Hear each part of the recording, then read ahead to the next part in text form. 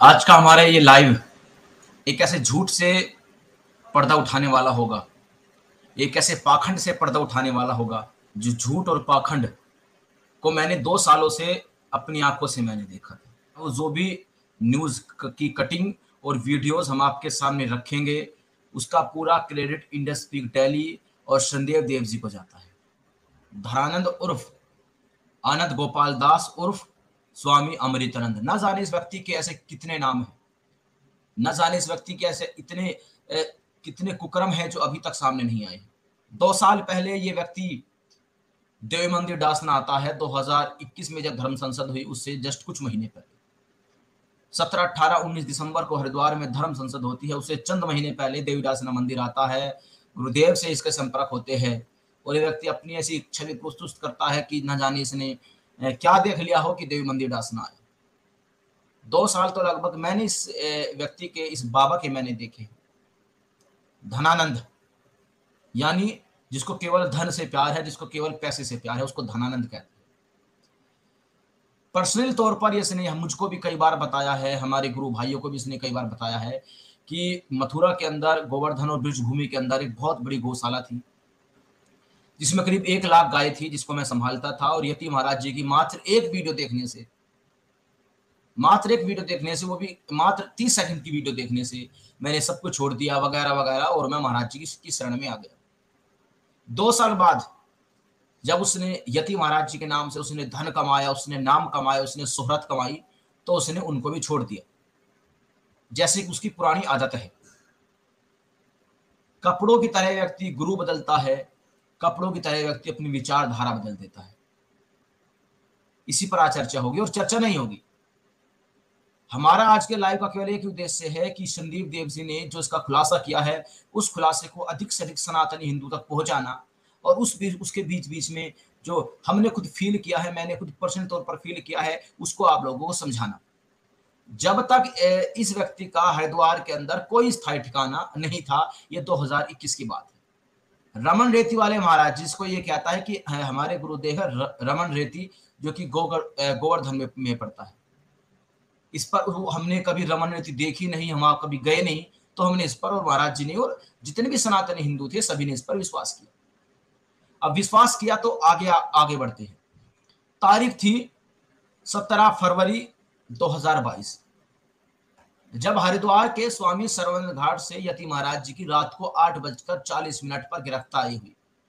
हम अपने साथियों के साथ में उस गिरफ्तारी के विरोध में हम पुलिस की जीप के पीछे गए, लेकिन यति महाराज जी की गिरफ्तारी हो गई। ये व्यक्ति उस सरवंद घाट से उठा नहीं था।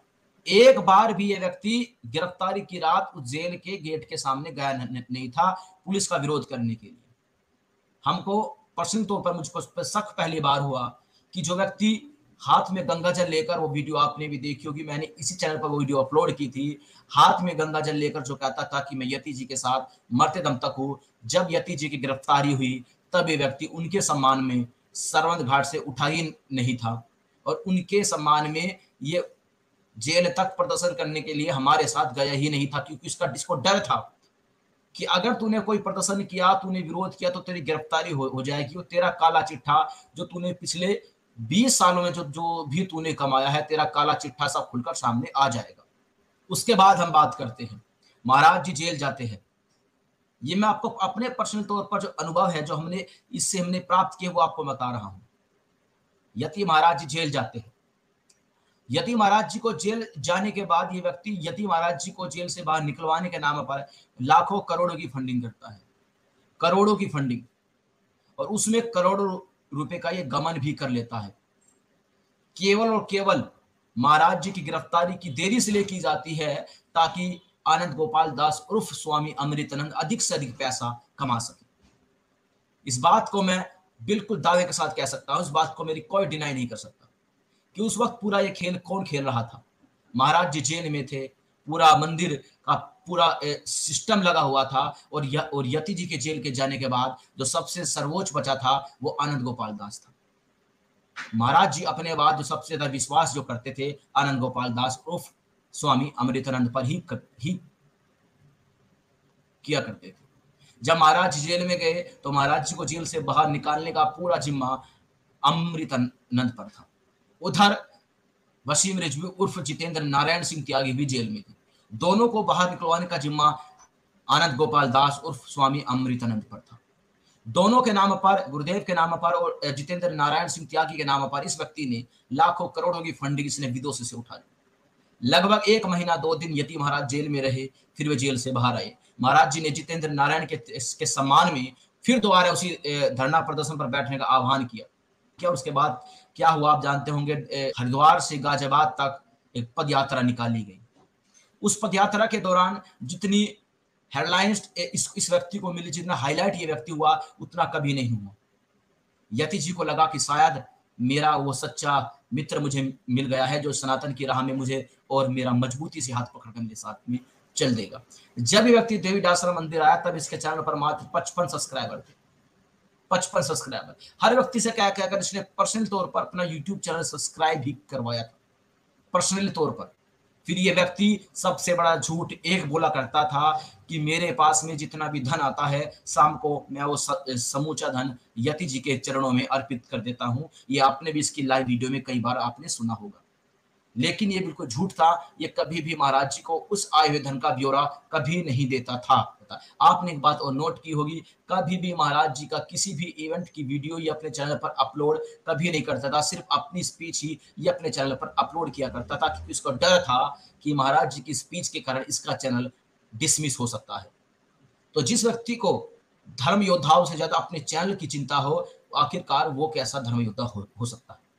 सबसे बड़ी बात रही कि जब ये देवी मंदिर डासना आया तो उसके पास एक खटारा सी गाड़ी थी, खटारा सी कार थी इसके पास, और ये उस वक्त अपना लाइव टेलीकास्ट जो किया करता था। और आपको मैं बता दूं, जब ये देवी मंदिर डासना पे जब ये आया तब इसके पास एक खटारा सा मोबाइल था, और ये उससे पहले कभी भी लाइव नहीं किया करता था। कभी कभार इसने छठे चुमास इसने एक आधा लाइव इसने कर लिया, वरना कभी भी कोई लाइव नहीं किया करता था। मंदिर में आया, पद यात्रा के दौरान जब हरिद्वार से गाजियाबाद की जब पद यात्रा निकली तो मैं इसके साथ में पर्सनल तौर पर रहा। मैंने कई बार इसका मैंने लाइव भी देखा, इसके लाइव में मैं बोला भी पूरी यात्रा के दौरान। एक मोबाइल से उस सेल्फी स्टिक पर अपना मोबाइल लगाकर ये लाइव किया करता था। उस यात्रा के दौरान मीडिया ने इसको इतना हाईलाइट किया और यति महाराज जी ने इतना सम्मान दिया कि ये बिल्कुल हकीकत है कि एक व्यक्ति अगर आपके साथ इतने प्रेम से बोलेगा, उसके अंदर कौन सा छल है, कौन सा छल उसके अंदर नहीं है, वो तो महाराज जी को पता नहीं था। धीरे धीरे ये मोबाइल से लैपटॉप पर आया, विदेशों में इसकी जान पहचान हुई। जो यति महाराज जी को जो दान दिया करते थे, इसने उन व्यक्ति को हाईजैक करना शुरू कर दिया और अपनी तरफ इसने उनको ले लिया, क्योंकि यति महाराज इस पर पूरी तरह से विश्वास किया करते थे। वे कहा करते थे कि स्वामी मेरे बाद स्वामी जी ही सबसे सर्वोच्च है और मुझसे भी सर्वोच्च स्वामी जी है। एक सीधे साधे व्यक्ति का इस धनंद बाबा ने केवल मूर्ख ही नहीं बनाया, हजारों करोड़ों हिंदुओं की भावना को उसने ठेस पहुंचाई है।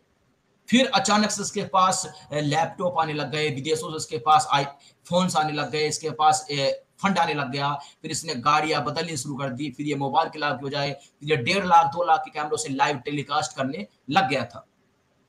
आज इसके पास करोड़ों की प्रॉपर्टी है, करोड़ों की प्रॉपर्टी। एक बार मैंने खुद अपनी आंखों से मैंने छतरपुर जाते हुए, जो मध्य प्रदेश में पड़ता है, जब मैं अनंत गोपाल दास के साथ में छतरपुर जा रहा था तो मैंने खुद इसके मोबाइल में किसी भी तरह से आप बोल सकते हैं, मैंने इसके अकाउंट के अंदर लगभग 1.5 करोड़ रुपए मैंने इसके अकाउंट में देखे थे, और ये कहा करता था कि मेरे अकाउंट में एक भी पैसा नहीं है। आज हरिद्वार के अंदर, पहले हरिद्वार के अंदर इसकी कोई प्रॉपर्टी नहीं थी। जब ये डासना मंदिर आया, उससे पहले डासना मंदिर आया, आज हरिद्वार के अंदर लगभग 3 करोड़ की लागत से एक होटल नुमा आश्रम बन रहा है। उसको आप आश्रम कहे, उसको आप होटल कहे, या उसको आप पेड सर्विस वाली कोई लग्जरी प्रॉपर्टी कहे, कोई अंतर इसमें नहीं होगा।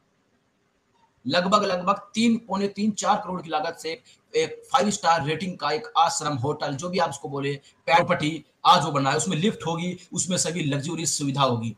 लगभग 72 लाख की एक प्रॉपर्टी, एक प्लॉट इसने हरिद्वार में भी, और हरिद्वार के एक पोस्ट इलाके में गंगा जी के किनारे इसने बिल्कुल 72 लाख की नेट प्रॉपर्टी इसने खरीदी है। आखिरकार ये इतना पैसा, ये इतना धन इसके पास कहां से आया? वो इतना पैसा, इतना धन 21 से पहले इसके पास क्यों नहीं था? ये प्रश्न इस पर खड़े होते हैं और इन प्रश्नों का उत्तर इनको जरूर देना चाहिए। ये नहीं इन्होंने अपनी केवल लाइव की मेहनत से ये सब कुछ कमाया है। भाई साहब लाइव हम भी करते हैं, लाइव बहुत व्यक्ति है, संदीप देव जी भी है, उनका अपना कोई बिजनेस हो सकता है, हमारा अपना कोई व्यापार हो सकता है, लेकिन जिस व्यक्ति ने ये कहा है कि मैंने भगवा चोला पहन लिया है, मुझे केवल आप ही दान देंगे, आप सोच कर देखिएगा केवल लाइव के माध्यम से इतनी बड़ी फंडिंग, इतना बड़ा पैसा वो कैसे कमा सकता है? क्या ये संभव है? आप उसके व्यूज देखिए, आप उसके सब्सक्राइबर देखिए, आप इस व्यक्ति के व्यूज देखिए जो अपलोडेड वीडियो होती है, जो लाइव वीडियो होती है, जितनी भी फंडिंग होती है टोटल विदेशों से होती है। हिंदुओं को मूर्ख बनाकर उनकी भावनाओं को ठेस पहुंचाकर इसने पूरा पैसा कमाया। साथ साथ में जो खुलासा संदीप देव ने कल अपने लाइव में किया वो पूरी वीडियो में आपको दिखाने का पूरा प्रयास अभी करूंगा। जिन जिन भाइयों ने वो वीडियो नहीं देखा होगा, हमारा केवल उद्देश्य एक है कि संदीप देव जी ने और एकम सनातन के महासचिव ने जो घोषणा, जो इसका पर्दाफाश किया है, इस व्यक्ति की अधिक से अधिक ये खुलासा अधिक से अधिक हिंदुओं के बीच में जाना चाहिए। उससे पहले मैं आपको एक अखबार की कटिंग में आपको दिखाना चाहता हूं। ये अखबार की कटिंग आपके सामने मैं पेश करता हूं, ये आप देखिए। ये दैनिक भास्कर की खबर है 1 दिसंबर 2018 की, शायद 1 दिसंबर 2018 की। ये आप स्क्रीनशॉट देख रहे हैं दैनिक भास्कर का। लिखते हैं कि बाबा आनंद गोपाल को वन विभाग की जमीन कब्जाने पर राजस्थान उच्च न्यायालय का नोटिस। एक खुलासा मैं आपके सामने करना चाहता हूं। ये बाबा आनंद गोपाल दास उर्फ स्वामी अमृतानंद ने पहले राजस्थान के अंदर इसने जमीन पर अवैध कब्जा किया था और राजस्थान से भागने को मजबूर हुआ था। राजस्थान से जब ये भागा तो ये उत्तर प्रदेश आ गया और उत्तर प्रदेश में आकर ही इसने यही गोरख धंधा इसने शुरू किया। आप नीचे देखिए अमर उजाला की आप खबर को। अमर उजाला भी ठीक 1 दिसंबर 2018 के दिन लिखता है कि राजस्थान वन विभाग की जमीन कब्जाने पर मुख्य सचिव से जवाब तलब किया गया। यानी राजस्थान का जो मुख्य सचिव था उसके साथ मिलकर आनंद गोपाल दास ने ये पूरा षड्यंत्र रचा। ठीक, फिर दैनिक जागरण आप सबसे नीचे देखिए। दैनिक जागरण लिखता है ठीक 1 दिसंबर को 2018 को बाबा आनंद गोपाल को हाईकोर्ट का नोटिस। ये मथुरा और आगरा के अखबार में छपा हुआ था। यानी पूरी तरह से फ्रॉड और हिंदुओं को केवल मूर्ख बनाया गया। आगे चलते हैं, ये देखिए, ये जो मैं आपको बात कर रही है अमर उजाला की खबर है। वन विभाग की जमीन कब्जाने पर राजस्थान हाईकोर्ट ने आनंद बाबा गोपाल समेत मुख्य सचिव को भेजा नोटिस। ये राजस्थान की हाईकोर्ट ने इसको नोटिस भेजा था। उसके बाद ये व्यक्ति, जैसे कि संदीप देव जी ने बताया, ये व्यक्ति राजस्थान की जमीन को छोड़कर भागकर आया उत्तर प्रदेश के अंदर। ठीक है जी। अब इस व्यक्ति ने किस पर आरोप लगाया? सबसे बड़ी बात वो है आरोप किस पर लगाया और कहानी क्या थी, उसने कहानी आखिरकार क्या रच दी। ये जो आप ये देख रहे हैं ये था मेगा ये ब्रिज फाउंडेशन। इसको मैंने भी पर्सनल तौर पर सर्च किया है। ब्रिज फाउंडेशन वो फाउंडेशन है जो ब्रिज के अंदर सबसे ज्यादा जिसने काम किए हैं और आनंद गोपाल दास ने ब्रिज फाउंडेशन को ही कोर्ट में लाकर इसके खिलाफ केस लाकर खड़ा कर दिया था और ब्रिज फाउंडेशन के जितने भी पदाधिकारी थे उनको कोर्ट तक इसने घसीटा था। ठीक है जी। चलिए अब मैं इसको बैक मारता हूं और मैं आपको दूसरी वीडियो में आपको दिखाता हूं। ये वीडियो आप सबसे पहले देखिए। लेकिन मैं ये जज के खिलाफ राघवेंद्र राठौर के खिलाफ सिर्फ कहना कि ये व्यक्ति राजस्थान हाईकोर्ट के जज रहे, आनंद बाबा से इनके संबंध थे, उन्होंने आके इस फाइल को स्वीकार किया और इनको तोड़ फोड़ का आदेश किया। ये थी इनकी कहानी। और इन्होंने जो किया था, इसमें एक पेपर छापा था हमने जमीन तक बेचने के बाद। इनको कहा था ये जो लिखा है ना बढ़कर से राघवेंद्र राठौर, इन्होंने तो यहाँ तक एक आदेश में कह दिया था कि पूंछरी के लोठा में श्रीनाथ जी का मंदिर है, जबकि पूंछरी के लोठा में पंडित राघव जी की गुफा थी, कसरा नंबर 155 में, जिसके एविडेंस मैंने जाकर के एनजीटी कोर्ट में जज साहब से कहा भाई जज साहब वहां तो है ही नहीं। लेकिन बाबा अनु बर्तरिया और अन्य लोगों के दबाव पैसे में इतना पैसा इकट्ठा कर लिया कि जज साहब तो कुछ सुनने को तैयार नहीं, अधिकारी कोर्ट की आड़ में मानने को तैयार नहीं। इतने सारी स्थितियां खराब कि गोवर्धन वासियों के मकान तक तोड़ दिए। आपने समझ लिया होगा। हाई कोर्ट के जज के साथ में मिलकर भी इस व्यक्ति ने अपने संपर्क साधकर क्या घपला किया है। बाकायदा इस वीडियो में जो ये व्यक्ति दिख रहे हैं ये कभी आनंद गोपाल दास उर्फ स्वामी अमृतानंद के शिष्य हुआ करते थे, जो इस बात को लेकर खुलासा कर रहे हैं। अब ये जो वीडियो मैं आपको दिखाने जा रहा हूं, ये ब्रिज फाउंडेशन के मेंबर थे जिन्होंने ये खुलासा किया है। आप देखिए। वस्त्र को सम्मान करते हुए कि व्यक्ति का तो हमें पता नहीं है कि उस रूप के अंदर क्या व्यक्ति है, तो ये शुरू से धांधलेबाज है और हमेशा मतलब जिसको कहते हैं ना, दान के अंदर भी इसने डंडी मारने का काम किया है। मान लो कहीं पे इसको कोई दान मिला हो, किसी आश्रम के नाम पे दान ले लिया हो 1 लाख रुपए का, तो जमा कराएगा 10,000, बाकी कहाँ जाते हैं, किधर जाते हैं, भगवान जाने। जो व्यक्ति आज से 20 साल पहले एक छोटी सी मोटरसाइकिल, उस समय शायद मुझे जहां तक ध्यान है 5,000 रुपए की मोटरसाइकिल को लेके दी थी सेकंड हैंड, तो वो मोटरसाइकिल लेने के लिए इसके पास 5,000 नहीं थे, तो आज महंगी महंगी लाखों की गाड़ियों में कैसे घूम रहा है? ये भूमाफियागिरी नहीं करी है, जैसे भी तो प्रमाण और तथ्य तो बता रहे हैं मुकेश जी, बस कहां से पैसा आ गया इसके पास? तो ये फ्रॉड। जो ये नाम लिया है मुकेश जी का, ये जो वीडियो मैंने आपको इससे पहले दिखाई है, ये मुकेश जी है जो ब्रिज की भूमि पर रहते हैं और कभी आनंद गोपाल दास के शिष्य हुआ करते थे। उन्होंने ही ये पूरा खुलासा किया है कि हाईकोर्ट के जज के साथ में मिलकर ये पूरा खेल इन्होंने खेला है। ये वीडियो आप देखिए। और जो व्यक्ति बोल रहे हैं ये ब्रिज फाउंडेशन के ये मेंबर है और यहाँ पर ये खुलासा कर रहे हैं। तो किया इसने, मैं तो ये मांग करता हूँ इसकी जांच होनी चाहिए। अभी आपने जिन्हें सुना वो थे रजनीश कपूर, ब्रज फाउंडेशन के सचिव। ब्रज फाउंडेशन एक ऐसी संस्था है जो सालों से निस्वार्थ भाव से ब्रज मंडल की सेवा में लगी हुई है। यहाँ पर ये कहते हैं कि जो सचिव है ब्रज फाउंडेशन के, कहते हैं कि मैंने उनको 5,000 रुपए की एक सेकंड हैंड मोटरसाइकिल लेकर दी। ये बात कब के बात 2002-2003 की है, जब आनंद गोपाल दास ये कहता है, जब वो भगवा चोला उसने तब से उसने पहन रखा है, कहता है कि मुझको भाग दौड़ करनी पड़ती है, तब इन्होंने उसको लेकर मोटरसाइकिल दी। लेकिन जब आनंद गोपाल दास ने इनको ही कोर्ट के अंदर इनको ही घसीट दिया, तब इस व्यक्ति की जब मुलाकात लगभग 15-16 साल बाद, 17 साल बाद, जब इसी व्यक्ति की जब ब्रिज फाउंडेशन के जो सचिव है उनकी मुलाकात जब कोर्ट में हुई, तब इस व्यक्ति ने पहचाना और इसने जाना आखिरकार ये व्यक्ति तो वही है जिसको मैंने मोटरसाइकिल लेकर दी थी और आज इसने हमको कोर्ट में घसीट दिया है। पूरा मामला क्या था, पूरा मामला मैं आपको एक बार बता देता हूं। 2017 में यूपी सरकार आई। यूपी सरकार के साथ में मिलकर यूपी सरकार ने, बीजेपी सरकार ने ब्रिज की जो आप देखते हो जो 21 किलोमीटर की जो वहां पर परिक्रमा लगती है, पहले वो कच्ची हुआ करती थी। आपने उसका, अगर आप पहले से उसको जानते होंगे तो आप अच्छी तरह पहचान जाएंगे। पहले वो पूरी तरह से कच्ची हुआ करती थी, लेकिन आज वहां पे पक्की सड़क आज वहां पर बन चुकी है। बीजेपी का एक स्लोगन था कि विकास के नाम पर हम ब्रिज के अंदर पक्की सड़कें बनाएंगे, वहां पर हम ट्रांसपोर्ट लगाएंगे वगैरह वगैरह। उसके लिए भी बीजेपी के द्वारा इस आनंद गोपाल दास को हैंडल किया गया और ये पूरा मामला ब्रिज फाउंडेशन के खिलाफ डाल दिया गया। अब मोटी रकम उसको वहां से पहले ही उसको मिल चुकी थी। 2018 की यह बात है, 2018 और 17 की बात है। 17 में यूपी सरकार उत्तर प्रदेश में आई, योगी आदित्यनाथ की सरकार आई। 17 में जैसे ही सरकार आई तो यूपी सरकार ने विकास के नाम पर ब्रिज की जो 21 किलोमीटर की जो पूरी यात्रा है, उस पर 21 किलोमीटर की यात्रा को पक्का करना चाहा, लेकिन उसके बीच में ब्रिज के और ब्रिज फाउंडेशन के जो मेंबर थे, जो सचिव थे, वे आ रहे थे। तो जो पूरे तथ्य, पूरे सबूत ये कहते हैं इस व्यक्ति ने बीजेपी के साथ में मिलकर ब्रिज फाउंडेशन पर ही एनजीटी कोर्ट में जाकर मामला दर्ज करवा दिया। और चाहे हकीकत में आज वो पूरा मामला खत्म हो चुका है, आज वहां पर कोई भी आगे की कोई भी कार्रवाई नहीं हुई है, लेकिन आज भी कागजों में वो चल रहा है। पूरा मामला ये था। ठीक है जी। अब आपको मैं दूसरी वीडियो आपको मैं एक वीडियो में आपको दिखाता हूँ। में अगर पूजा पाठ करें यहाँ पर आकर, वो लखनऊ में और बम्बई में और वहाँ पर जाकर क्या मतलब अपनी जान को बचाते हुए ढूंढ रहे हैं। उन्होंने ये बोला था कि मुझको ब्रजवासी मारने के लिए ढूंढ रहे हैं। ब्रजवासी क्यों मारेंगे अभी तो? और आपने ब्रजवासियों के साथ इतना अच्छा नहीं किया जो आपको ब्रजवासी छोड़ेंगे, और ब्रजवासी क्यों मारेंगे? ब्रजवासियों पे अपना जल्दी करना है, आपसे क्या मतलब है? नहीं, अभी वो पुराने फोटोग्राफ्स डाल रहे हैं कि हम जो परिक्रमा कर रहे हैं। अभी मैं ब्रिज में आया हूँ, तो अभी आप लोगों ने देखा हमको ब्रिज में आए हुए? जी, वो एक बार कभी आए होंगे तो रात में निकल जाते हैं, क्योंकि दिन में तो यहाँ आ ही नहीं सकते हैं परिक्रमा देने में। 1001% कह सकता हूँ, वो दिन में यहाँ परिक्रमा देने नहीं आ सकते हैं। और यदि वो आ सकते हैं तो उनको दिन में यहाँ परिक्रमा के लिए भेजिए।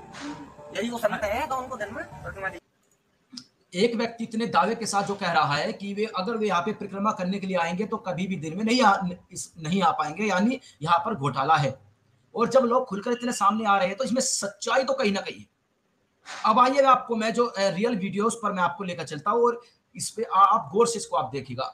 जितना शेयर आप आज लाइव को कर सकते हैं। इसमें आया था क्योंकि वो भी ये जानता था कि केवल एक साधु के कहने पर ही माता लक्ष्मण जी को दिया हुआ अपना वचन तोड़ सकती है।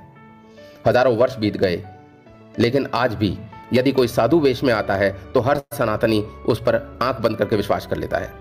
यही हमारे ऋषि मुनियों का तप है और यही हमारे संस्कार हैं। जब एक साधु वेश में आए हुए व्यक्ति ने एकम सनातन भारत दल से जुड़ने की इच्छा दिखाई तो हमारे शीर्ष नेतृत्व ने उन्हें अपने सर पर बिठाया और उन्हें सबसे ऊंचा मंच दिया। उनसे मंत्र पाठ कराए, प्रार्थना करने के लिए उन्हें बुलाया। इस बात को कोई भी नहीं झुठला सकता, क्योंकि जिस वक्त ये पूरा एकम सनातन का प्रोग्राम जब हरिद्वार में ये चल रहा था, मैं वहां पर स्वयं मौजूद था और पूरी रिकॉर्डिंग मैंने की थी। इतना सम्मान इस व्यक्ति को दिया गया, आनंद गोपाल दास को इतना सम्मान दिया गया कि सबसे पहले जो सबसे सर्वोच्च पद होता है उस पर भाग जाकर इनको बैठाया। सबसे पहले इनको चेयर पर वहां पर मंच पर बैठाया गया, फिर प्रार्थना के लिए ही यानी पूजा पाठ के लिए इनको ही मंच वहां पर संभालने के लिए दिया गया, और जो मंत्र वहां पर दिए गए वो मंत्र भी इन्हीं के द्वारा वहां पर प्रस्तुत किए गए थे। इतना सम्मान इनको दिया गया। ये बात झूठ नहीं, ये बात मेरे सामने की है। आइए अब आगे देखते हैं। गंगा जल हाथ में लेकर जब हमें संकल्प लेना था तो भी उन्हें ही संकल्प पढ़ने के लिए आगे रखा। सब ठीक चल रहा था, अचानक उसी साधु वेश में आए हुए व्यक्ति ने हम पर हमला शुरू कर दिया। हमें लगा शायद हमसे कुछ भूल हुई होगी, सन्यासी ऐसे ही हमलावर नहीं होते। पलटकर एकम सनातन भारत दल ने उन पर हमला नहीं किया। तो अगर वो कुछ कह रहे हैं तो मैं उनकी बात को बिल्कुल नहीं काटूंगा। वो जो कह रहे हैं, अगर वो हमसे नाराज हैं तो हम उन्हें मनाएंगे। लगातार कोशिश करने पर भी बाबा अमृतानंद ने एकम सनातन भारत दल के किसी पदाधिकारी का फोन नहीं उठाया और एकम पर उनके हमले लगातार बढ़ते गए। अब वो हम पर झूठे आरोप लगाने लगे थे, मनगढ़ंत बातें करने लगे थे। सरासर झूठ बोलकर उन्होंने हमारे सनातन मूल्यों पर हमला किया।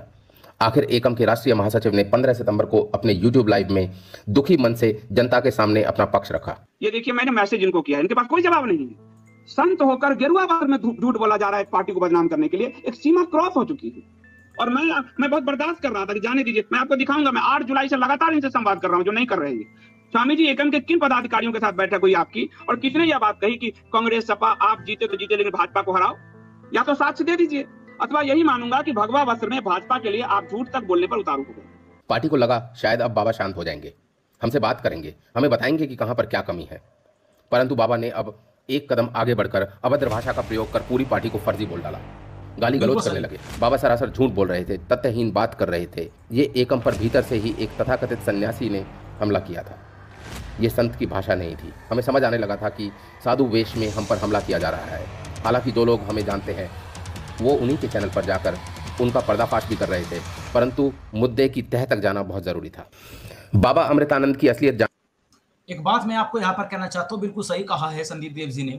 संदीप देव जी और एकम सनातन की ओर से आनंद गोपाल दास को लगातार उनके व्हाट्सएप पर उनको मैसेज किए जा रहे थे। यह बात मेरे सामने की है। उस वक्त में आनंद गोपाल दास के साथ में हरिद्वार के इनके ही आश्रम में जिसको ये अपना गुरु बोलते हैं, मैं उनके ही आश्रम में था और लगातार इनको मैसेज वहां पर किए जा रहे थे, लेकिन उन्होंने कोई भी उत्तर नहीं दिया। इस बात को कोई भी डिनाई नहीं कर सकता, मेरे सामने की बात है। अब आगे चलिए।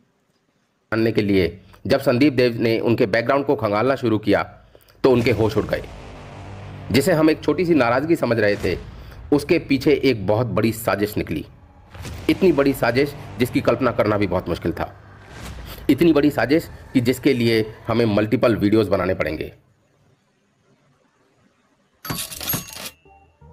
मामले की तह तक पहुंचने के लिए संदीप देव एक कैमरामैन के साथ निकल चुके थे। हर उस जगह जाना था जहां से बाबा का कनेक्शन था, इसलिए यात्रा में सबसे पहले पहुंचे गोवर्धन। ये वही पर्वत है जिसे द्वापर युग में श्री कृष्ण भगवान ने उठाया था। सदियों से सनातनी लोग यहाँ गोवर्धन पर्वत की परिक्रमा लगाते हैं। अब ये परिक्रमा मार्ग हम चल रहे हैं। हाँ, अभी आपका हरियाणा में जाके निकल। बाबा का दावा था कि उसने यहाँ पेड़ लगाए हैं, गौशाला में सेवा दी है, आश्रम में काम किया है। अब समय था सच को उजागर करने का। यदि माता सीता का हरण नहीं होता तो रावण का वध भी नहीं हो पाता। तो शायद ये प्रभु की लीला ही है जो वो हमारे हाथों से एक पापी के पापों को उजागर करवाना चाहते हैं। तो आज इस पहले अध्याय में एक बात मैं कहना चाहूंगा। अभी हमारे भाई का एक कमेंट आया था अनुराग कुमार जी का, लिखते हैं कि 120 किलोमीटर की रफ्तार से कहां से भागा था धनानंद, कृपया बताइए। बिल्कुल बताता हूं मैं आपको। 120 की स्पीड का पूरा मामला क्या था। एक मिनट आप रुकिएगा जी। 120 की स्पीड के किलोमीटर का मामला यह था कि नेपाल के अंदर वहां पर एक प्रोग्राम चल रहा था नेपाल के अंदर, और नेपाल के पूर्व प्रधानमंत्री, उनका नाम क्या है मुझको नहीं पता, उन्होंने इनको बुलाया था। और केवल इनको नहीं बुलाया था, उन्होंने यति महाराज जी को नेपाल में बुलाया था उस प्रोग्राम में शामिल होने के लिए। लेकिन यति महाराज जी किसी कारणवश वहां पर नहीं जा पाए। तो यति जी ने अपने शिष्यों के साथ में, जिनके मैं नाम भी बता सकता हूँ, जिसमें एक का नाम था यतीन्द्रानंद, और भी उसमें अन्य इनके सन्यासी थे, जैसे यति स्वरूपानंद सरस्वती और यति कृष्णानंद सरस्वती, और यति कृष्णानंद सरस्वती नाम के 2 सन्यासी मंदिर में थे, वे भी इनके साथ में थे, और भी सन्यासी और यति आत्मानंद सरस्वती, ये सब इनके साथ में थे। तो ये महाराज जी ने इनको नेपाल में भेज दिया। जो प्रधानमंत्री के पूर्व प्रधानमंत्री का वहां पर प्रोग्राम था, इनको वहां पर सम्मान मिला, सब कुछ मिला। इन्होंने नेपाल के अंदर ये समझाने पर भी नेपाल के गवर्नमेंट की ओर से जो पूर्व प्रधानमंत्री था कि महाराज जी आप यहाँ पर कोई भी ऐसा बात मत बोलेगा जिससे यहाँ की व्यवहार खराब हो सकता है, लेकिन आनंद गोपाल दास माना नहीं और इसने वहां पर जाकर इस ऐसा कुछ बयान दे दिया, जिसके बाद मुसलमानों की भीड़ ने इनके होटल को नीचे से घेर लिया था। मुसलमानों की भीड़ ने जिस होटल में, और नेपाल का जो सबसे टॉप होटल होता है, सबसे टॉप, उससे और टॉप होटल नहीं होता। मानकर चलिए पूर्व प्रधानमंत्री अगर बुलाए अपने प्रोग्राम में महाराज जी और महाराज जी ना जा पाए और वहां पर आनंद गोपाल दास को भेज दे अपने शिष्यों के साथ में, और वहां पर उनको इतना सम्मान मिला, सबसे लग्जरियस होटल में इनको ठहराया जाए, तो आप मानिए इतना सम्मान इनको ऐसे मिलेगा। तो इन्होंने वहां पर बयान दिया, नीचे मुसलमानों की भीड़ ने इनको घेर लिया, तब वहां की तत्कालीन सरकार के द्वारा इनको नेपाल से निकाला गया सुरक्षा देकर। जब इन्होंने गोरखपुर इन्होंने पार किया, तो जैसे ही गोरखपुर पार किया तब नेपाल की पुलिस इनको आगे लेकर नहीं आ सकती थी। तो जैसे ही इन्होंने गोरखपुर पार किया, गोरखपुर इन्होंने पार किया, तो 2 गाड़ियां इनका पीछा कर रही थी। ये उस वक्त किस गाड़ी में थे वो आपको मैं सुरक्षा कारण नहीं बताऊंगा। जो गाड़ी इनका पीछा कर रही थी वो गाड़ी भी कौन सी थी ये बात मुझे जानकारी नहीं है। तब जो गाड़ी चला रहा था वो 60, 70, 90 की स्पीड पर गाड़ी चला रहा था। आनंद गोपाल ने समझ लिया आज कुछ भी हो सकता है। तब इस व्यक्ति ने खुद गोरखपुर से लखनऊ की दूरी कितनी है, और लखनऊ से फिर जब आप आइएगा, आप मथुरा आइएगा तो उसकी दूरी कितनी है, यानी गोरखपुर टू मथुरा इस व्यक्ति ने 150 की स्पीड से इस व्यक्ति ने गाड़ी भगाई थी 150 की स्पीड पर, 150 की स्पीड पर। तो दिलेरी का तो इसका कोई जवाब नहीं है भैया, दिलेरी इसमें इतनी है। और साथ में जितने भी सन्यासी कह रहे थे महाराज जी आप चिंता मत कीजिए, आप हमारा कुछ नहीं होगा, मारवादी हमारे साथ है, हम इनसे निमट लेंगे। लेकिन इसने धमकाते हुए उनके हाथ से इसने हैंडल छीन लिया और गाड़ी को इसने गोरखपुर से सीधा मथुरा आकर इसने रोका। तो ये थी, और 120 नहीं था वो 150 थी। तो इसमें तो मैं कुछ नहीं कहूंगा, ये तो केवल एक मजाक की बात हो जाती है। वरना अगर देखिए कोई भी हो सनातनी हिंदू अगर मुस्लिम उसका पीछा कर रही है तो सबसे पहली बात होती है अपनी सुरक्षा। इन्होंने अपनी भी सुरक्षा की, अपने जो मंदिर के जो सन्यासी थे उन्होंने उसकी भी सुरक्षा की है। इस विषय का कोई बात नहीं है, आपने जब जिक्र कर दिया तो पूरा मामला ये था, इसका मतलब ये है। ठीक है जी। और दीपक जी लिखते हैं कि मुस्लिम भीड़ पीछा करे तो मतलब योग्य आदमी। देखिए अगर आप मुसलमानों के खिलाफ आप कुछ भी बोलते हैं, आप योग्य है नहीं है, उस बात का कोई औचित्य नहीं रहता। मतलब एक है कि एक हिंदू, अब वो चाहे कोई मतभेद हो गए हो, आज कुछ भी हो, लेकिन इन्होंने बोला था और इनका भीड़ ने पीछा किया था और ये ऐसे आए थे। इस मामले में मैं बोलना नहीं चाहता था, हमारा विषय और कुछ था। चलिए अब आगे इस वीडियो को देखते हैं। ये हुए कांड का पर्दाफाश होगा। ये अमृतानंद नहीं, ये है सनानंद।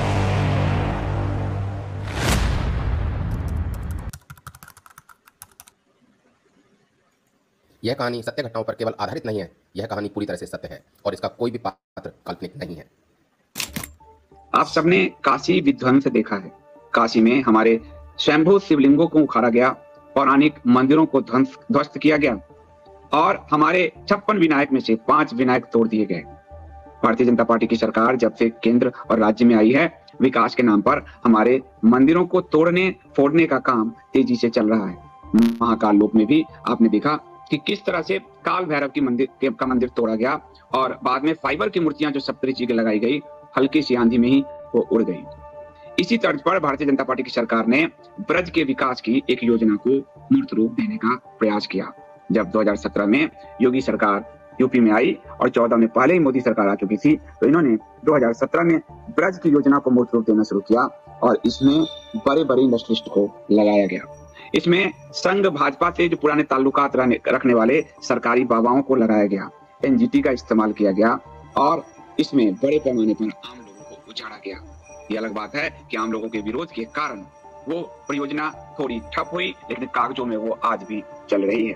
करीब 7,600 लोगों के घर उजाड़ने का नोटिस जारी किया गया, 100 लोगों के घर उजाड़ दिए गए और ये सब किया गया उत्तर प्रदेश के उप मुख्यमंत्री रहे मौर्य सारे मंत्री के साथ बैठकर एक भ्रष्टाचार का आरोपी हाईकोर्ट सुप्रीम कोर्ट द्वारा जो जिसकी याचिकाएं निरस्त हुई है, ईडी और सीबीआई का रेड झेल चुका ऐसा भ्रष्टाचार का आरोपी एक आर्किटेक्ट, राजस्थान के एक आर्किटेक्ट अनूप भरतिया के प्रोजेक्ट को पास कराने के लिए और इस अनूप भरतिया के प्रोजेक्ट को पास कराने में उपयोग किया गया पुराने संघी बाबा आनंद गोपाल दास और अमृतानंद स्वामी का, और उनका इस्तेमाल हुआ एनजीटी कोर्ट में।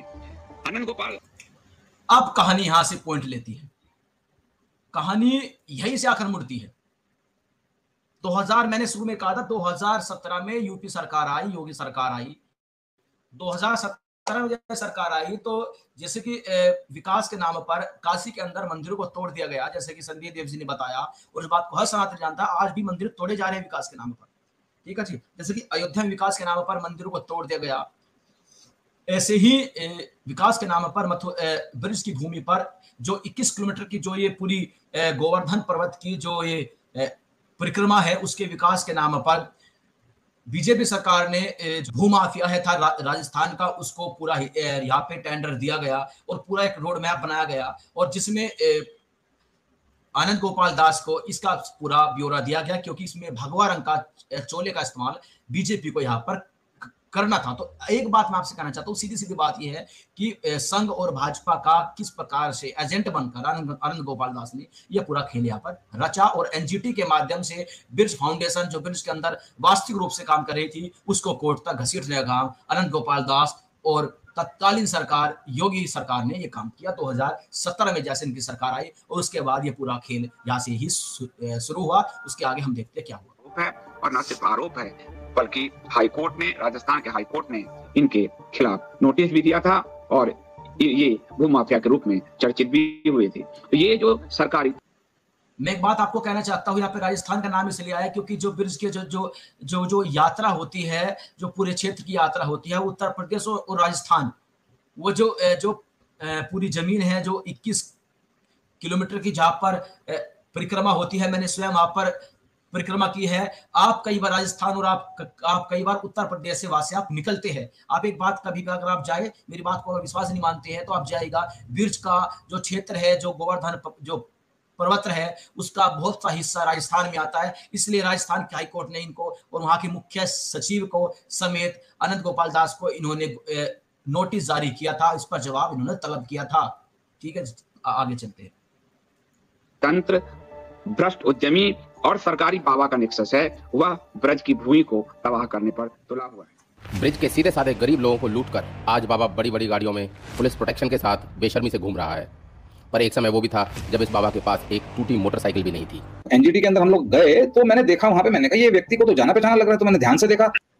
ये आप जिनको सुन रहे हैं कपूर, ये ब्रिज फाउंडेशन के सचिव हैं। जब आनंद गोपाल दास और संघ ने मिलकर, बीजेपी ने मिलकर, योगी सरकार ने मिलकर ब्रिज को बर्बाद करना चाहा, तो इनको लगा कि ब्रिज फाउंडेशन इसमें सबसे बड़ा रोड़ा है, तो ब्रिज फाउंडेशन को ही कोर्ट तक घसीट दिया जाए।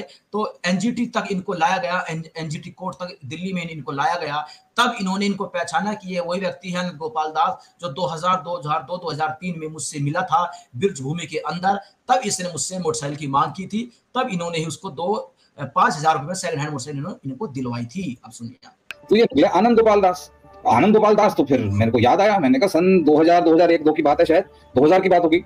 तो ये बरसाना में एक रमेश बाबा के आश्रम में वहां पे ये रहते थे। बरसाना। जब देखा कि हम लोग वहां पे आके सेवा भी कर रहे हैं और बाबा के पास आते हैं, बैठते हैं, तो अचानक हम पे पीछे पड़ गए कि देखिए मेरे को सरकारी ऑफिस में जाना पड़ता है, बाबा का काम है, ये है, इधर उधर करना पड़ता है, भागा दौड़ी करनी पड़ती है।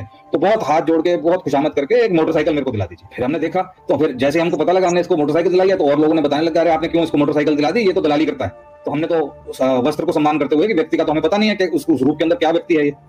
तो ये शुरू से धांधलेबाज है और हमेशा मतलब जिसको कहते हैं ना, दान के अंदर भी इसने डंडी मारने का काम किया है। मान लो कहीं पे इसको कोई दान मिला हो, किसी आश्रम के नाम पे दान ले लिया हो 1 लाख रुपए का, तो जमा कराएगा 10,000, बाकी कहाँ जाते हैं, किधर जाते हैं, भगवान जाने। जो व्यक्ति आज से 20 साल पहले एक छोटी सी मोटरसाइकिल, उस समय शायद मुझे जहां तक ध्यान है 5,000 रुपए की मोटरसाइकिल इनको लेके दी थी सेकंड हैंड, तो वो मोटरसाइकिल लेने के लिए इसके पास 5,000 नहीं थे, तो आज महंगी महंगी लाखों की गाड़ियों में कैसे घूम रहा है। यही बात मैंने कही थी आपको। दासा देव मंदिर आया, पैसा नहीं तो उस वक्त इसके पास एक सिंगल मोबाइल से ये लाइव किया करता था। एक खटारा सी गाड़ी इसके पास थी, वो भी शायद रजनीश जी के जैसे बहुत से लोग हो गए जिन्होंने इसको गाड़ी दिलवाई होगी। एक कमेंट आया है हमारे अंकित भाई का, वो मैं ले लेता हूं। अंकित भाई आपने बिल्कुल, मैं आपकी बात याद है, आपने सही कहा था कि अमृतानंद इसकी आंखों में बाल है, और किसका बाल है वो सबका मैं यहाँ प्रयोग नहीं करना चाहता हूं, वो सबका मैं यहाँ पर प्रयोग बिल्कुल नहीं करूंगा, किसकी का बाल है इसकी आंखों में। और इसने एकम सनातन को केवल इसलिए इसने उसके साथ रहा कि इसको लगा कि हो सकता है एकम सनातन की ओर से तुझको कोई पद ऑफर किया जाए, लेकिन एकम सनातन ने ऐसा नहीं किया, तो उसके बाद इसको एकम सनातन में बुराइयां दिखनी नजर आ गई। ठीक है जी, बिल्कुल आपने सही कहा। चलिए आगे सुनते हैं। ये तो बता रहे हैं मुकेश जी, तो आदमी के पास कहां से पैसा आ गया इसके पास, तो ये फ्रॉड ही तो किया इसने। मैं तो यही मांग करता हूं, इसकी जांच होनी चाहिए। अभी आपने जिन्हें सुना वो थे रजनीश कपूर, ब्रज फाउंडेशन के सचिव। ब्रज फाउंडेशन एक ऐसी संस्था है जो सालों से निस्वार्थ भाव से ब्रज मंडल की सेवा में लगी हुई है। लेकिन बाबा आनंद गोपाल उर्फ अमृतानंद कितना बड़ा फ्रॉड है, इस बात की पुष्टि की खुद उन्हीं के शिष्य मुकेश शर्मा ने। मुकेश जी ब्रज की भूमि को बचाने के लिए एक अकेले दुर्धर्ष लड़ाई छेड़े हुए हैं। ये और आश्चर्य की बात है कि वो कभी आनंद गोपाल दास के शिष्य रह चुके हैं, और जिसके कारण आनंद गोपाल दास के सभी काले कारनामों से वो परिचित हैं। आनंद गोपाल दास बाबा के साथ में जाता था, तो बीजेपी के लोग और संघों के कई ऐसे ऊंचे पद पर है जिनके पास ही जाता था और जाकर के उनसे मिलता था। उनके जरिए इन्होंने योगी जी को गुमराह किया, उनका नाम ले ले। यहाँ तक बताऊं आपको, जो महिला गरीब है इनके यहाँ काम किए हैं, वो लोग दबके इसलिए बैठी हैं कि ये गाड़ियों में घूमता है, कहीं जाता है, कुछ भी करता है, व्यवस्था इसको मिल जाती है, इसलिए इसके आश्रम में होने वाले कर्म और कुकर्मों के बारे में भी लोग नहीं बता पा रहे हैं, डर के मारे। हमने तो सोच लिया मरे या जिंदे रहे, लेकिन गोवर्धन पर्वत बचना चाहिए। ऐसे बाबा का नाम लेने में दुख होता है। यहाँ से भागा जमीन बेच करके हरिद्वार पहुंचा। जब हमने हरिद्वार में कहा कि बाबा फर्जी है, तो आज दोबारा से गोवर्धन में बंसीवट में छुप के आगे बैठ गया है। तो इसकी तो जांच होनी चाहिए। जांच क्यों नहीं हो रही है, हम तो ये नहीं समझ पा रहे हैं। हम चिल्ला चिल्ला के कह रहे हैं कि इसका बैनामा, इसकी रजिस्ट्री 1500 रुपए लेता है, फलानी है, सारी रिकॉर्ड होने के बाद। ये कागज जो आपने दिखाया, ये कागज से आप मतलब क्या कहना चाह रहे हैं? ये कागज जमीन की खरीद बिक्री का कागज है, कोर्ट का क्या? इसने जो पैसा उगाया, जो पैसा लिया उद्योगपतियों से, देवी मंदिर के नाम लिया, तो किसी ट्रस्ट या जमीन के नाम इसको जमीन खरीदनी चाहिए थी, तो इसने खुद के नाम जमीन खरीदी। बाबा आनंद गोपाल दास, जिसमें इसने लिखा कि मैं चेला भक्ति वेदांत नाथ महाराज का हूँ, और जब भक्ति वेदांत महाराज के यहाँ से कुछ नहीं मिला, तो इसने अनुवर्तरिया को लेकर के गुरु शरणानंद का चेला बन करके आकर के बड़े संत का सहारा लेकर के और अमृतानंद बन गया, धारी रखा ली। जैसे जैसे ये कहता गया, हमने कहा भाई बाबा ये जमीनें आप बेच रही हो, गाय बेच रही हो, आपको शर्म आनी चाहिए। इसने गाय की कीमत लगाई, तो ये इनकी सही।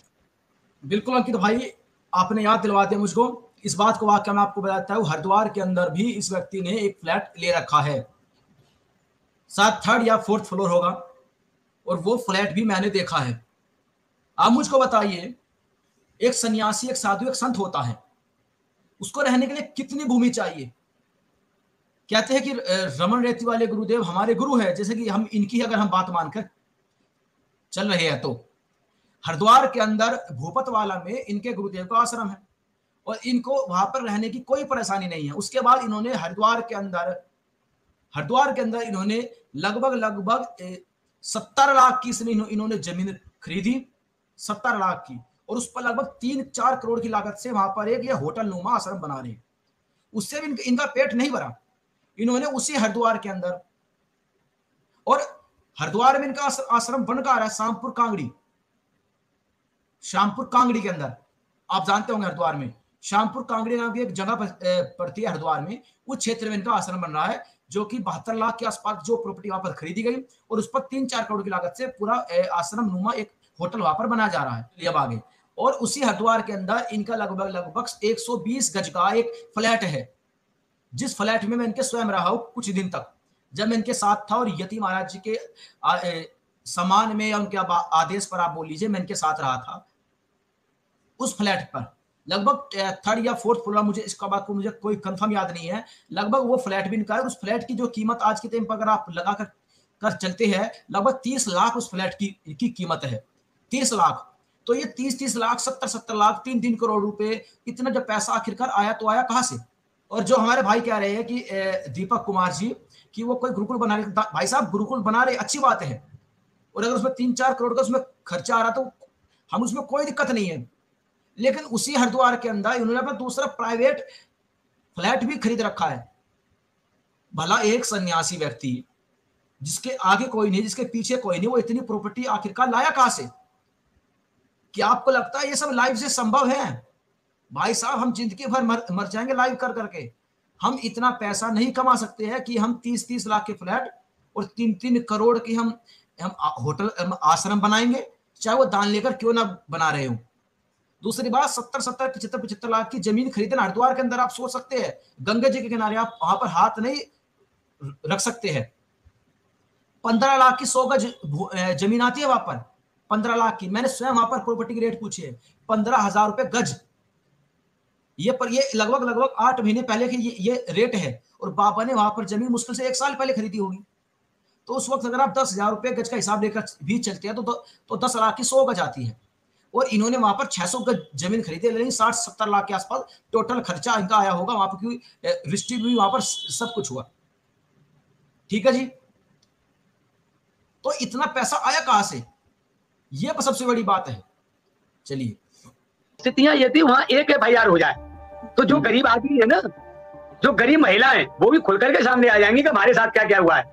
कोई बोल नहीं पा रहा डर के मारे। ये बाबा इतना बड़ा माफिया है। मुझे लगता है, मैंने पहले भी एक बार कहा था आपसे, ये बहुत बड़े गुंडे तत्व के लोगों से मिला हुआ है, और इससे भारी पैसा भी आता है, क्योंकि इतना पैसा उद्योगपति आके नहीं दे पाएंगे। मुझे लगता है कि इसकी फंडिंग बाहर से भी होती, क्योंकि इतना पैसा ठाकुर जी के नाम पे कौन देगा फर्जी बाबा को? जब चाहे जमीन खरीद ले, जब चाहे गाड़ी खरीद ले, जब चाहे कोई व्यक्ति इसके खिलाफ जाए पैसा देके खरीद ले, ये कंडीशन है इसकी। भ्रष्ट उद्योगपतियों के जरिए घोटाला करके सस्ते दामों में जमीन खरीदना, उनको अपने नाम करवाना और फिर महंगे दामों में बेचना, क्या यही था बाबा का काम? मुरार गौशाला, देवी मंदिर गौशाला, जड़खोर गौशाला, ये सारी जमीनें उद्योगपतियों के जरिए खरीदी, ऊंचे दामों पे बेची, बाबा ने अपने नाम बेनामा करा। ये सारे साक्ष्य जब चाहे आप ले सकते हैं। ये उपखंड अधिकारी मजिस्ट्रेट डीक का आदेश है कि इसने इतना इतना किया है और इनको हटा भी रही है, और ये कलेक्टर साहब का ये सारे आदेश हैं सर। मैं नहीं कह रहा, ये आदेश कह रहे हैं। ये देखिए, कार्यालय मुख्य वन संरक्षक भरतपुर का, ये मैंने ITI में सारे पेपर लिए हैं, ये चिट्ठी आई है, इनसे इनका पता चला मैंने कि भाई बाबा है या आप बवाल हैं। जिन लोगों को ये लगता है कि जो डॉक्यूमेंट यहाँ पर दिखाए जा रहे हैं इस वीडियो में, ये कहां से आए, ये RTI की मदद से, ये इन्होंने, इनके शिष्य मुकेश कुमार ने ये पूरे कागज इन्होंने निकलवाए थे। जब संदीप देव ने इसकी तहकीकात की, तब ये पूरा सच सामने आया। चलिए, इस जी ने हमें बताया कि गोवर्धन की पवित्र जमीन पर आखिर बाबा की काली नजर कैसे पड़ी। अब जब ये बढ़ा तो इसका एक कॉमर्शियल अंडरग्राउंड इसके संपर्क में एक उद्योगपति अनूप बड़तरिया वो आ गए। अब ये राजस्थान को छोड़ के चलते हैं गोवर्धन की तरफ, उनकी निगाह हो गई, परिक्रमा की होगी, मुझे जानकारी नहीं है। उस उद्योगपति ने जब परिक्रमा की तो देखा कि यहाँ तो उद्योग लगाने का अच्छा मौका है, तो इन्होंने बाबा को IPL करने के लिए NGT कोर्ट दिल्ली में पेश कर दिया। पैसा उसने लगाया और एक फाइल कर दी कि गोवर्धन का विकास करेंगे। हम लोगों से कहा कि आप जाइए मुकेश जी गोवर्धन, लोगों से कहिए हम पेड़ लगाएंगे। हम स्वयं एक फाइल लेकर के आए और घर घर इन लोगों के साइन कराए कि बाबा यहाँ पेड़ लगाएंगे, पानी पिलाएंगे। जो हमसे कहा गया हमने उतना किया, और इन लोगों ने हस्ताक्षर किए, और वही फाइल हमने NGT कोर्ट में लगा दी। अब इन्होंने क्या किया कि अनूप बड़तरिया जी आते हैं तो 4,000 करोड़ का प्रोजेक्ट स्वामी जी मौर्य जी थे उप मुख्यमंत्री, उनके सामने इन्होंने पेश कर दिया। अब पेड़ों को छोड़, मौर्य पूर्व उप मुख्यमंत्री मौर्य, उनके साथ में बैठकर आप देख रहे हैं, ये भगवा वस्त्र में आनंद गोपाल दास बैठे हैं, और इनके सामने जो वो बिल्डर था, व्यापारी था, उसके सामने धनंजय बाबा ने मिलकर पूरा प्रोजेक्ट सामने रखा, क्योंकि वो व्यक्ति यहाँ पर अपनी प्रॉपर्टी लगाना चाहता था, इस पे व्यापार करना चाहता था। बाद में छोड़ के इन्होंने कहा कि हम यहाँ भोजनालय बनाएंगे, लेटरिन बनाएंगे, बाथरूम बनाएंगे, ये प्रोजेक्ट इन्होंने एक मुख्यमंत्री को, भाजपा सरकार को दे दिया गया। जब उन्होंने कहा तो जगह तो है ही नहीं भाई, ये लोग बनाएंगे लेटरिन बाथरूम तो कहाँ बनाएंगे। अब ये एक कानूनी लॉ में जाते हैं कि जगह तलाश। NGT कोर्ट कहता है कि ये लोग अवैध नॉन कस्टोडियन जोन, ये भाषा है अंग्रेजों की, और ये जो वकील जाके बोलते हैं ना, अपनी भाषा का जाने नॉन कस्टोडियन जोन क्या होता है। तो 1970 में ये लागू कर दिया था कि यहाँ कोई निर्माण नहीं होगा, ये सरकारी कानून था। जब कोई निर्माण नहीं होगा तो इनका बेनामा कैसे किया तहसीलदार ने? मेरा प्रश्न है सरकार से कि जब यहाँ निर्माण नहीं होगा तो प्लॉटों में बेनामा क्यों किए? जब प्लॉटों में बेनामा किए तो अपने आप हकदार हो गए कि ये नहीं हुए? प्रश्न नंबर 1। जब प्लॉट इनको मिल गए, बेनामा हो गया, दाखला खारिज हो गया, इन्होंने मकान बना लिए। अब क्या होता है कि 2010 में एक विकास प्राधिकरण सरकार एक गजट पास करती है कि हम ब्रज का विकास करेंगे। 2010 में विकास प्राधिकरण बनता है। बाबा 2013 में फाइल करता है। आनंद गोपाल दास बताता है अपने को 2013 में मैं कुसुम सरोवर पे रहता हूँ और भक्ति वेदांत नारायण स्वामी का चेला हूँ। और जब फाइल करता है तो कहता है मैं अमृतानंद गुरु सौरानंद का चेला हूँ। तो ये बाबा जी है या बवाल है, ये ऑन रिकॉर्ड है। उद्योगपतियों के साथ टीट और दृष्टियां बनाई। हमने कहा भाई ये क्या हो रहा है। जब इसका विरोध किया तो 29 आरोप हम पे भी लगाने लग गए। अब बताइए, इनको कहती है सरकार के आप उठाइए, मलबा उठाइए, छत तोड़ दी। तोड़ना था दान घाटी को, 5 जहाँ आश्रम बने थे, वो लोग पावरफुल पैसे वाले थे न, उनको तोड़ के बिल्डोजर यहाँ चला जी, जबकि इनका तो नाम ही नहीं था। बाद में ये कहा कि हाँ साहब हमारा आदेश, कोई आदेश नहीं था। उस समझिएगा, उसी समय से मैं कह रहा हूँ कि गुजर का नगरा 8 परिवार आपने उजाड़े, नॉन कस्टोडियल जोन में नहीं आते, कृषि की जमीन है, सरकार के अधीन नहीं आते, ये काहे के अपराधी हैं? क्यों तोड़े इनको मकान, क्यों नहीं दिया गया? इसको लड़ते लड़ते आज मुझे भी कम से कम 8-10 साल हो गई। तो अभी तक सरकार की तरफ से कोई आश्वासन या किसी तरीके का कोई उम्मीद बतलाया गया हो? वो तो कुंभकर्ण की नींद सो रहे हैं, न गाली से जग रहे, न कोर्ट से जग रहे, न धरना से जग रहे, न प्रदर्शन से जग रहे। कहते तो कहते विकास प्राधिकरण 2010 में आया है गोवर्धन में। विकास प्राधिकरण कहता है कि नक्शा लाओ। अरे उसके बाप को पूछेगा तेरा जन्म 2010 में हुआ है और तू मुझसे तेरे पिताजी से नक्शा बनवाता है, तू अपनी माँ के पेट में होगा 1985 में। किससे नक्शा पास कराते ये लोग? तो सारा ये आनंद गोपाल दास की वजह से ये सारा मतलब जो भी इन लोगों का मकान टूटा है वो उनकी वजह से। आनंद गोपाल दास महाराज जी, आनंद गोपाल दास प्लस अमृतदास बाबा प्लस उद्योगपति ब्रजवासियों को यहाँ से भगा के अपना कब्जा करना चाहती, ये है स्पष्ट। और हमने ये प्रण किया है कि घर भी छोड़ दिया, संत भी हो गए, जब तक गुजर के नगरा का मकान नहीं बसाएंगे हम अपने मरते दम तक लड़ते ही रहेंगे। अपनी ग्राउंड रिपोर्ट में हमने देखा कि जो लोग पहले शांति से अपना जीवन यापन कर रहे थे, आज घर टूटने के बाद वो कितनी दयनीय स्थिति में है। देखिए कैसे लोग रहने को विवश है यहाँ पे। बाबा अमृतानंद उर्फ आनंद गोपाल का काला चेहरा ब्रज का बच्चा बच्चा पहचान चुका था। अब समय था बाबा के यहाँ से तड़ी पार होने का। इससे पहले भी राजस्थान में अपनी पोल खुलने के बाद वहां से भागकर बाबा ब्रज में आया था। ऐसे ही ब्रज को छोड़कर बाबा हरिद्वार आ गया। अब कुछ हफ्तों से बाबा हरिद्वार से भी गायब है। वो कहता है कि वो ब्रज में है, पर आखिर कहाँ है बाबा? अभी हरिद्वार से भाग गए, गोवर्धन में आके बैठ गया। मैं तो रमन रेती आश्रम में अपने गुरु जी के पास बैठा हूँ। नहीं नहीं नहीं, रमन रेती आश्रम में नहीं है। ये कहाँ पर है ये बता दूं मैं, इसका एक और तथ्य बता दूं आपको। रमन रेती आश्रम में नहीं है। गुरु जी को तो ये बदनाम करता है। ये रमन रेती आश्रम में नहीं है, ये है बंसीवट में।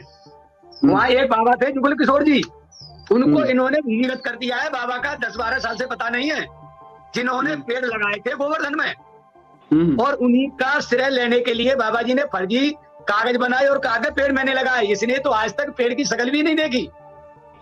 जुगल किशोर दास महाराज जी ने पेड़ लगाए, आज उनको भूमिगत कर दिया है। ये हमें जुगल किशोर जी के दर्शन करा दें, मुझे एक बार करा दें। और मुझे लगता है ये जुगल किशोर जी को इसने गायब कर दिया है, ये आरोप लगा रहे हैं। क्या देखिए, मुझे लग रहा है गायब तो मैं इसलिए कह रहा हूँ कि वो संत हैं, लेकिन ये 10 साल से 2013 के बाद से नहीं पता। और आश्रम पे कब्जा कर लिया है सर उद्योगपतियों ने, बाबा जी के सारे। जुगल किशोर जी को ये सामने ले आए अगर वो जिंदा हैं, और यदि उनकी मृत्यु हो गई तो ये जिम्मेदार है, FIR होनी चाहिए। मैं दावे के साथ कह रहा हूँ जुगल किशोर जी। और आप गोवर्धन की परिक्रमा करिए, जुगल किशोर जी ने ही पेड़ लगाए, बंसीवट बताया। ये तो बीच में आ गए हैं पैसा ले लेके लोग। बाबा पर आरोप बहुत संगीन थे, इसीलिए हमारी ग्राउंड रिपोर्ट की टीम ने वहां एक दिन और रुकने का फैसला किया। एक बात मैं कहना चाहूंगा, अंकित भाई लिखा गुरु भाई प्रॉपर्टी के चक्कर में अमृतानंद अपने गुरु को ना मरवा दे, क्योंकि जिस तरीके से ये अपनी कहानी बता रहे हैं कुछ भी हो सकता है। आपको मैं बताता हूं, अमृतानंद का एक पूर्व ड्राइवर है, नाम नहीं मैं खोलूंगा, उनकी कॉल रिकॉर्डिंग मेरे पास है। उनकी कॉल रिकॉर्डिंग मेरे पास है। उन्होंने स्वयं बताया है कि, और शायद व्हाट्सएप पर मेरे कुछ चैट्स भी हैं, उन्होंने स्वयं बताया है कि ये व्यक्ति अपने ही गुरु के हरिद्वार के अंदर अपने ही गुरु के करीब 50 लाख रुपए ये खा गया है लेकर, वहां के पुरोहित के साथ में मिलकर और उसके बाद ये हरिद्वार छोड़कर ये हिमाचल में भी रहा, उत्तराखंड में रहा, और ऐसे ही ये कई जगहों पर रहा। ये ऑन रिकॉर्ड है। तो जो व्यक्ति इतना कुछ कर सकता है वो कुछ भी कर सकता है अंकित भाई। अगर जरूरत पड़ी तो मैं उस ऑडियो रिकॉर्डिंग को भी सबके सामने रखने से बिल्कुल भी हिचकिचाऊंगा नहीं, कि जो इसके ड्राइवर ने ही मुझको बताया था और इसकी पोल पट्टी उन्होंने खोली थी। ठीक है जी, चलिए में था। और उसके बाद भी इसने महाराज जी के नाम पर लगातार पैसे ये खाता रहा, यानी कई करोड़ के नीचे से महाराज जी को उतार दिया। और पैसा कहां से? वो सनातनी हिंदुओं का ही पैसा था जो सनातनी हिंदुओं ने महाराज जी को दिया था। और कई बार तो ऐसा हुआ है कि डायरेक्टली जो सनातनी हिंदू उसके पास फोन किया करते थे, महाराज जी का अकाउंट नंबर मांगते थे बाकायदा महाराज जी का अकाउंट नंबर महाराज जी को डोनेशन करने के लिए, तो ये कहकर अपना नंबर ही उनको दे दिया करता था कि महाराज जी के जो पास में जो पैसा जाएगा उनको पता नहीं चल पाता है कि किसने कितना कितना धन भेजा है, तो ये कहकर अपने अकाउंट में पैसा ले लिया करता था। और वो पैसा ये कभी भी महाराज जी को दिया नहीं करता था। महाराज जी को अगर कभी जरूरत पड़ी तो महाराज जी ने कभी कभार इससे ले लिए, वरना कभी ऐसा हुआ ही नहीं कि महाराज जी ने इससे पैसा लिया हो। करोड़ों की ही घोटाले से केवल महाराज जी के नाम पर की है। और गोवर्धन में जो आप देख रहे हैं वो तो है ही। इतना 50,000 मेरे से भी इसने लिए थे जमानत के लिए, मैंने अपने घर का सोना बेचकर इसको दिए थे। ये कह रहा था कि सोना ही दे देते। अच्छा जी, अब आप ये देखिए, इससे बड़ा कुछ हो सकता है? ये भाई है, कौन है मैं इनको नहीं जानता, पर आज पहली बार शायद मेरे चैनल पर लाइव आए हैं। ये कह रहे हैं कि जब महाराज जी जेल में थे तो 50,000 रुपए इन्होंने अपने घर में रखा, गोल्ड बेचकर यानी सोना बेचकर इन्होंने महाराज जी की जमानत के लिए दिए थे। और ये कह रहा था कि आपने पैसे क्यों दिए, आप वो गोल्ड ही हमको दे देते। कितनी बड़ी बात है, इससे बड़ा कोई सबूत आपको मिल सकता है क्या? 50,000 रुपए, इससे बड़ी कुछ बात नहीं हो सकती। भाई जी, मैं आपको अपना व्हाट्सएप नंबर शेयर करता हूं, आप मुझे व्हाट्सएप कीजिए, मुझे आपसे बात करनी है। बाबा ने कुख्यात आरोपी अनूप भरतरिया के साथ मिलकर इस पाप को अंजाम दिया। इस पाप को अंजाम देने के लिए बाबा ने सबसे पहले ब्रज फाउंडेशन को रोका। इसने हम पे केस किया और केस करने के बाद ऐसे किया कि आप जो काम कर रहे हो गलत कर रहे हो, बिना किसी तथ्य को जांचे परखे और एनजीटी को गुमराह करके। यहाँ गुमराह करने का एक मैं उदाहरण और देना चाहूंगा। जिस समय हमारी सुनवाई चल रही थी तो जो एनजीटी के जज थे उन लोगों ने हमारे वकील से सवाल किया कि कौन है ब्रज फाउंडेशन, क्या है ब्रज फाउंडेशन, क्या हैसियत है। तो वकील ने बताया एक तो रजिस्टर्ड चैरिटेबल ट्रस्ट है और उसके ये ट्रस्टी हैं। हम कैसे मान लें? जज ने मतलब उस तरह से बात करी, हम कैसे मान लें कि आप कौन हो, आपके इसका क्या प्रमाण है। तो हमने अगली तारीख पे सारे प्रमाण पेश कर दिए, हमारा रजिस्ट्रेशन सब कुछ दे दिया। यहाँ सवाल उठता है कि हमसे तो पूरी जांच की गई, तो ऐसा व्यक्ति जो एप्लीकेशन करता है, पिटीशन लगाता है, उसके अंदर संस्था का नाम अपना लिख के उसके आगे लिखता है कुसुम सरोवर गोवर्धन। ये ऑन रिकॉर्ड है जो बातें मैं आपको बता रहा हूँ कि जो पता लिख रहा है कि फलानी संस्था कुसुम सरोवर गोवर्धन, क्या ये पता पर्याप्त है? आप बताइए, क्या ये पता पूरा है? कोई बिल्कुल मकान नंबर होगा, आगे पीछे ABC कुछ तो होगा, तो कुछ नहीं है। अब हमारी तो जांच हो गई, तो ऐसा व्यक्ति जो अपना पता पूरा नहीं बता रहा है और वो एनजीटी कोर्ट को गुमराह कर रहा है और उसी के साथ से इसने योगी सरकार को भी गुमराह किया। एक धांधलेबाज को लेकर अपने साथ कोई बड़ा उद्योगपति को, और उसके फ्रंट में आके जब मेरे को कोर्ट में मिला तो मैंने इससे पूछा भी, मैंने कहा ये बहुत एप्लीकेशन कर रहे हो, हम तो देखिए जी वहाँ के वनों की सुरक्षा चाहते हैं और जितने भी पर्वत और ये सब चीज हो जाए, हम चाह रहे हैं वहाँ के पेड़ वेड़ बचे रहे। हमने कहा अच्छी बात कर रहे हैं। तो हमें नहीं पता था इसने वहां पे भी मिसगाइड कर रहा है कि क्या चीज करने का, इसका पीछे हिडन एजेंडा क्या है। तो हिडन एजेंडा तो इसका ये था कि हर हाल में मैं बताऊंगी कि मैं पेड़ों की सुरक्षा करना चाह रहा हूँ, बल्कि खेल रहा था बिल्डर माफिया के हाथों में। वो बिल्डर माफिया, इसका कोई भी जना गूगल सर्च करे तो तमाम सीबीआई ईडी की पेंडिंग चार्जशीट और दुनिया भर का केस है, बैंक फ्रॉड कर रखा है। तो वो आदमी की क्या नियत है वो तो सामने आएगी। अब मुकेश जी जो बता रहे हैं उनके पास प्रमाण है तो सब बताइए। आपने यहाँ पे कहा, मैं लोगों को बता दूं कि ये जो इंडस्ट्रियलिस्ट है और आर्किटेक्ट है, ये राजस्थान का, इसका नाम है अनूप भरतरिया। और ये अनूप भरतरिया का अगर आप स्कैम फॉर अनूप भरतरिया अगर आप सर्च करेंगे तो आपको मिलेगा एसेट वर्थ 105 करोड़ सीज्ड इन सिंडिकेट बैंक स्कैम। राजस्थान में जो सिंडिकेट बैंक स्कैम हुआ था उसमें ये व्यक्ति शामिल है 105 करोड़ के। यूपी पावर कॉरिडोर का curious case of Anup Bhartariya, UP के पावर कॉरिडोर का जो है उसमें भी अनूप भरतरिया, यानी पर भ्रष्टाचार के कई मामले हैं। ईडी एक्ट अगेंस्ट बेनामी property attach property Anoop Bhartaria, यानी कि ईडी का रेड हो चुका 2016 में इस पर। यूपी पावर कॉरिडोर का घोटाला 2019 में, सिंडिकेट बैंक का जो है 2016, सीबीआई को 4X banker billion fraud case देखने वाली ये खबर है 2017।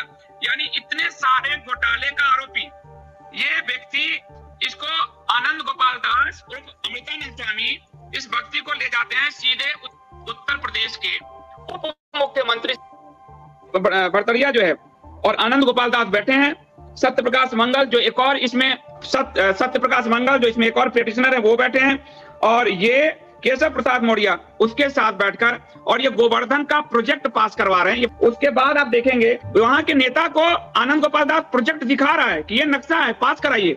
यानी पूरा उत्तर प्रदेश की सरकार 2017 के बाद योगी जी की सरकार एक करप्ट बिजनेसमैन, आर्किटेक्ट और खुद मोदी सरकार की ईडी सीबीआई जांच कर रही है, तो हम कह नहीं सकते कि यूपी सरकार को पता नहीं है। उसके प्रोजेक्ट को एक जो है जिसका संदिग्ध कैरेक्टर है आनंद गोपाल दास, जो राजस्थान हाई कोर्ट ने जिनके खिलाफ नोटिस कर रखा है, भू माफिया का आरोप है, गौशाला बेचने का आरोप है जिन पर, उनके पिटीशन पे उनके कहने पर मुलाकात करती है और ये पूरे 21 किलोमीटर का गोवर्धन परिक्रमा है उसके प्रोजेक्ट को पास करती है। यूपी सरकार करप्ट बिजनेसमैन आरोप इसकी जो है ये हाई कोर्ट से लेकर सुप्रीम कोर्ट तक जो है ये अपना केस खत्म कराने के लिए गए हैं। अनूप भरतरिया खत्म नहीं हुआ इन पर।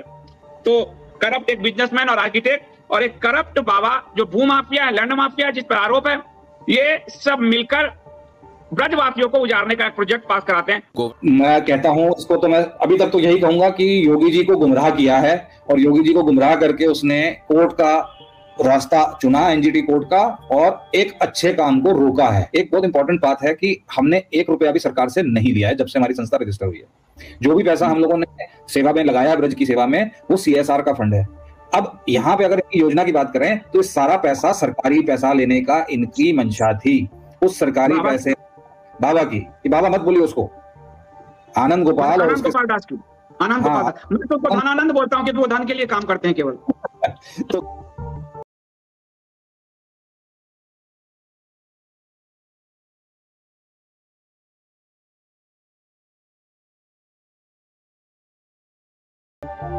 और जिन जिन ने गोवर्धन का सत्यानाश किया है, चाहे वो कोई मंत्री हो या बाबा हो, उनको रहने को आज जगह नहीं है।